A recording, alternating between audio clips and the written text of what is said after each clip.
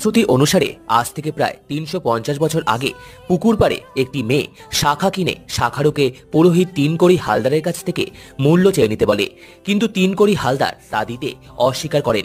তখন তিনি শাখারুকে নিয়ে পুকুর পাড়ে এলে দেখা যায় পুকুরের মাঝখানে ভেসে উঠেছে শাখা পড়া ১০টি হাত।